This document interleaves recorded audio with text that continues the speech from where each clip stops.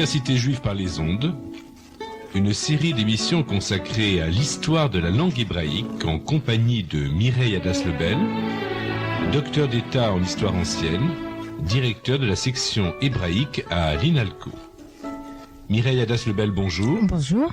Eh bien, nous avions eu l'occasion au cours de notre précédente émission d'apprendre énormément de choses sur les origines de l'hébreu. On aura l'occasion d'ailleurs de donner des références bibliographiques à la fin de cette émission. Et pour cause, vous avez vous-même édité et rédigé un livre consacré à l'histoire de l'hébreu. Et aujourd'hui, notre sujet d'intérêt sera consacré à l'hébreu biblique et à l'hébreu de la Mishnah. En effet. Si on considère l'extension géographique de l'hébreu, elle est minuscule. Une étroite bande de terre sur le bord oriental de la Méditerranée. Si on considère la durée pendant laquelle l'hébreu a été parlé dans le passé, je ne parle pas de la période actuelle, on s'aperçoit que cette durée a été bien brève et qu'en fait on a beaucoup de mal à répondre à une question qui paraît toute simple: jusqu'à quand l'hébreu fut-il parlé?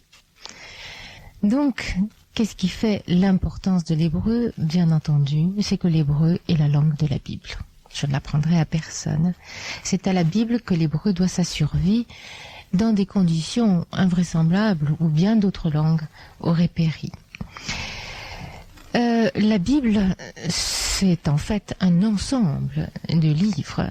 Tout le monde le sait, je ne vais pas les énumérer, mais tout le monde sait qu'il y a les 5 livres attribués à Moïse, la Torah, et puis qu'il y a les prophètes, et puis qu'il y a ce qu'on appelle les hagiographes, c'est-à-dire les écrits saints qui sont entrés dans le canon biblique assez tardivement. On peut le dater parce qu'on le sait, il y a des discussions à ce sujet dans le Talmud. Est-ce que le Cantique des Cantiques est un livre saint ou pas? Donc ces livres sont entrés tard. Et d'ailleurs, les Samaritains qui ont adopté la religion des Hébreux au moment où ceux-ci partaient en exil à peu près, n'ont reçu que le Pentateuque. Alors, cet hébreu de la Bible, puisque mon propos après tout n'est pas l'histoire de la Bible elle-même, mais l'histoire de la langue, cet hébreu biblique, comment se présente-t-il? D'abord, puisque je parlais de l'étendue des livres, c'était quand même en pensant aussi à l'aspect linguistique. Ces livres n'ont pas tous été écrits en même temps. Il est évident qu'un texte comme celui du prophète Zacharie, qui est un prophète du retour de l'exil, n'est pas contemporain de Jérémie. Là, il y a des textes qui se datent d'eux-mêmes par les sujets qu'ils traitent. Il est évident que le livre d'Esther appartient à la période perse. Bon. Il suffit de le lire. Il y en a pour lesquels on a beaucoup plus d'hésitation et pour lesquels les savants ne sont peut-être pas toujours d'accord avec les théologiens. Par exemple, en ce qui concerne le livre de Daniel, qui contient d'ailleurs une partie en araméen, ce qui, pour les linguistes, est une preuve de sa rédaction tardive. Le livre de Daniel, d'après les historiens, est le plus récent de la Bible et il date de l'époque de la révolte des Maccabées. Donc environ 167 avant l'ère chrétienne. Bon. Alors, le français d'il y a 8 siècles est très différent du français de nos jours. Je crois que très peu de gens pourraient lire à livre ouvert sans difficulté le roman de la Rose ou les aventures de Perceval.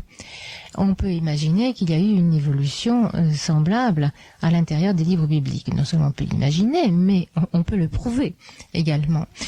Seulement, ce qui gêne un petit peu cette démonstration, c'est que il y a toujours eu un très grand conservatisme dans les écrits bibliques, parce qu'il y avait un modèle ancien qui paraissait avoir atteint un degré d'achèvement tel que même au retour de l'exil, alors que la langue avait certainement considérablement évolué, puisque on avait été en contact avec l'araméen notamment. Même dans les époques plus basses où on a été en contact avec le grec, cet hébreu d'avant l'exil est resté comme un idéal de beauté à atteindre, et on a fait des pastiches. On a essayé d'imiter autant que possible, même dans des textes récents, l'hébreu ancien. Et on peut le voir notamment dans des œuvres dont la presse a beaucoup parlé, qui sont les manuscrits de Qumran, les manuscrits de la mer Morte. Parce que là, on a trouvé des textes bibliques, connus, qui apportent des petites variantes, mais également des textes inconnus qui sont des écrits propres à la secte de Qumran, vraisemblablement les Esséniens, et on s'aperçoit que on composait des hymnes à la manière des psaumes, et que on pourrait être tenté de les dater d'une période très très antérieure. Voilà donc, il y a eu cette constante pour ce qui est de l'hébreu écrit. Alors pendant ce temps-là, on peut imaginer que l'hébreu parlé a considérablement évolué, mais on s'en apercevra tout à l'heure probablement. Pour l'instant, restons-en à la langue hébraïque telle qu'elle apparaît dans la Bible. Alors je vais faire une coupure que j'ai annoncée déjà. Il y a l'hébreu d'avant l'exil de Babylone, l'hébreu donc pré-exilique, qui va, on pense que la rédaction la plus ancienne c'est le 8e siècle au 6e siècle, et puis il y a l'hébreu post-exilique.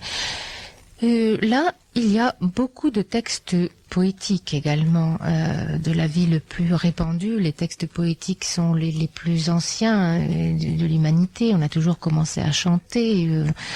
Et nous avons des textes comme le cantique de Moïse dans l'Exode, le cantique de Déborah, les oracles de Balaam, la bénédiction de Jacob ou la bénédiction de Moïse, qui sont certainement des textes très anciens, avec une poésie superbe, mais dont le mécanisme ne correspond pas du tout à ce que nous avons appris en classe. Bien sûr, nous savons maintenant qu'il y a des vers libres, etc. Mais nous avons longtemps vécu sur le rythme et la rime. La rime n'a aucune importance dans la poésie biblique ancienne. Et ce qui compte, c'est le parallélisme. Le parallélisme qui suppose l'existence souvent de couples de synonymes, parce qu'il y a un parallélisme synonymique. Par exemple, je ne sais pas si les auditeurs connaissent suffisamment l'hébreu, alors je vais peut-être donner des traductions pour être sûr que tout le monde comprend. Les cieux racontent la gloire de Dieu et le firmament annonce l'œuvre de ses mains. Donc les cieux, le firmament, voilà, on a besoin d'une certaine réserve de synonymes dans lesquels puiser, et c'est cet effet d'écho de sens plus que d'écho sonore qui fait la poésie. Ou encore que ma doctrine se déverse comme la pluie, que ma parole se répande comme la rosée. Alors, vous voyez, on dit synonyme, c'est peut-être un petit peu exagéré. Pluie et rosée ne sont pas strictement synonymes, mais il y a un écho de sens. Alors, ceci pour la poésie, mais il y a également la prose, mais la prose elle-même est souvent très poétique. Alors, est-ce que pour lire la Bible, on a besoin d'un très très gros dictionnaire? Bien, je surprendrai peut-être les auditeurs en leur disant que le dictionnaire de la Bible est extrêmement restreint. On avait compté 5642 vocables qu'on a étendu à 8000 sur un texte total de 300 000 mots. Ce n'est pas énorme. Ce n'est pas énorme. Et sur ces 8000 mots recensés, il y en a 2000 qui sont des termes qui n'apparaissent qu'une seule fois dans la Bible. C'est ce qu'on les linguistes appellent des apax. Alors, un mot qui n'apparaît qu'une seule fois pose un problème, parce qu'on n'est pas sûr de son sens. Comment détermine-t-on le sens des mots? C'est parce que si un même mot apparaît plusieurs fois dans plusieurs contextes, on peut par comparaison déterminer le sens du mot. Mais si un mot n'apparaît qu'une seule fois, aller savoir ce que ça veut dire véritablement. C'est pourquoi il y a donc 2000 mots bibliques, du sens desquels on n'est pas absolument sûr. Bon. Alors, 8000 mots, donc ça fait une langue qui risque de paraître assez pauvre. L'hébreu biblique est-il une langue pauvre ou une langue riche? On peut répondre les deux à la fois. Parce que il y a des sujets qui ne sont pas du tout traités dans la Bible. La Bible reflète une certaine civilisation, une civilisation de pasteurs, d'agriculteurs.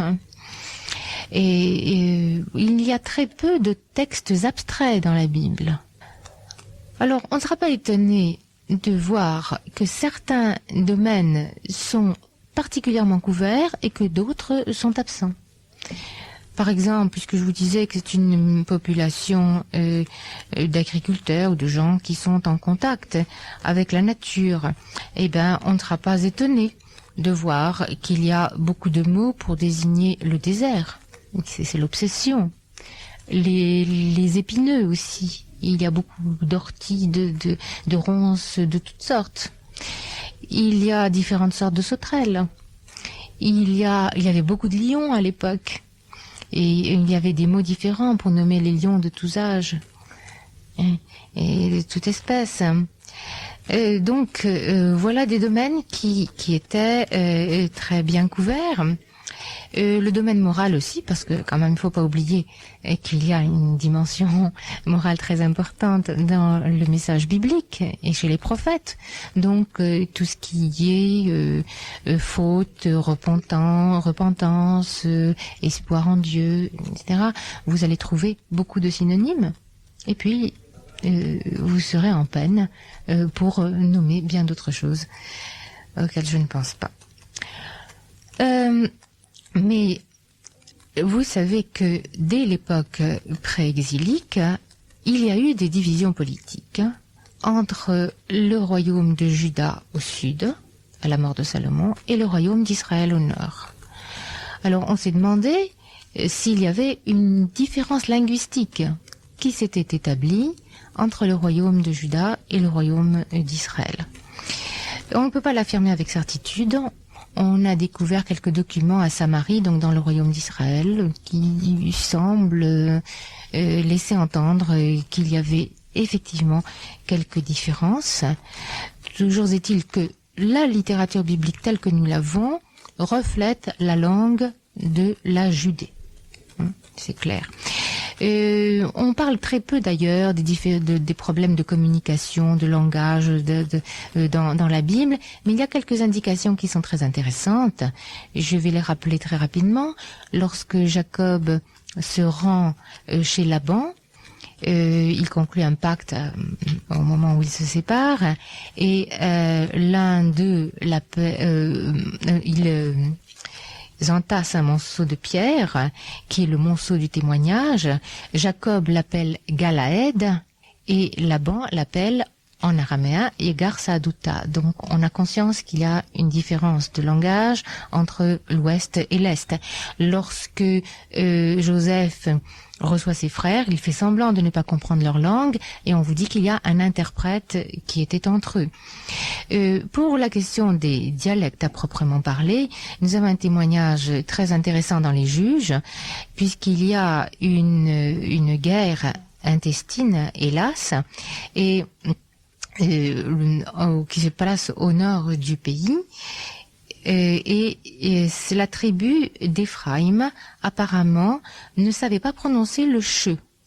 Ce qui fait que lorsque les hommes de Galaad, qui étaient en guerre contre les Éphraïmites, voulaient savoir s'ils avaient affaire à un de leurs ennemis, ils leur demandaient de prononcer le mot Shiboleth. Et eux prononçaient Siboleth. C'est pourquoi dans les dictionnaires anglais de nos jours, vous trouverez ce mot Shiboleth qui est passé dans la langue anglaise, parce que les Anglais peut-être ont plus lu l'Ancien Testament, et Shiboleth signifie mot de passe. Ça vient de ce texte-là. Alors, il faut que je passe vite à l'hébreu post-exilique. Dans l'hébreu post-exilique, je vous ai déjà cité quelques textes, comme le livre d'Esther, par exemple, où l'on sent une très grande influence araméenne, également une influence perse. Il y a beaucoup de mots du livre d'Esther qui sont des mots du vocabulaire persan, du vieux persan. J'en citerai un que tout le monde connaît, le mot date, Dalet Tav, qui signifie actuellement la religion, mais qui autrefois signifiait la loi et qui est un mot du vieux persan. Le mot Zman, qui signifie le temps. Dans le livre, dans le Cantique des Cantiques aussi, on voit apparaître des mots nouveaux. Dans le Kohelet, la syntaxe aussi bouge, mais c'est imperceptible. Et à la fin de la période dite du Second Temple, on voit apparaître une littérature d'un tout autre style. Il commence déjà à se profiler la littérature rabbinique. Ce qui va donner la Mishnah à partir du IIe siècle de l'ère chrétienne, puisque la Mishnah est composée vers l'an 200 par Rabbi Juda Hanassi, c'est-à-dire le patriarche, qu'on appelle aussi tout simplement Rabbi. Là, les préoccupations sont toutes différentes, le style est tout autre. C'est pourtant encore de l'hébreu, on a quelques points de repère, mais la syntaxe a considérablement évolué. Le vocabulaire a été considérablement influencé par l'araméen, par le grec de plus en plus, dans tout le Talmud et le Midrash. Alors là, je m'étends sur une période plus vaste. Il y a 2500 mots grecs et latins. On ne s'en rend pas compte. Et alors que s'est-il passé? On suppose que la langue parlée avait évolué souterrainement déjà depuis des siècles et que celle que nous voyons apparaître dans l'hébreu de la Mishnah est le résultat de cette évolution. Donc une langue vit, une langue évolue.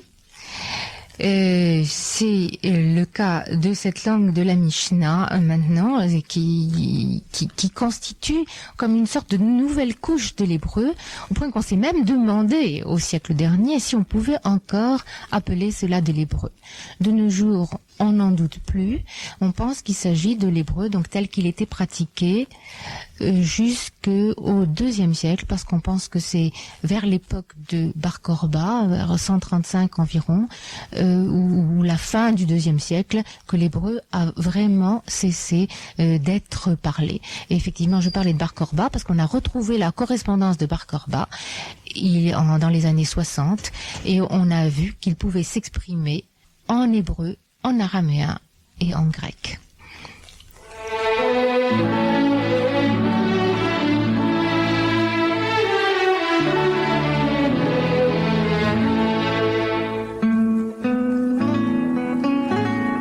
C'était la seconde émission consacrée à l'histoire de la langue hébraïque avec Mireille Hadas-Lebel. Nous nous retrouverons pour une prochaine émission au cours de laquelle nous évoquerons l'hébreu en exil.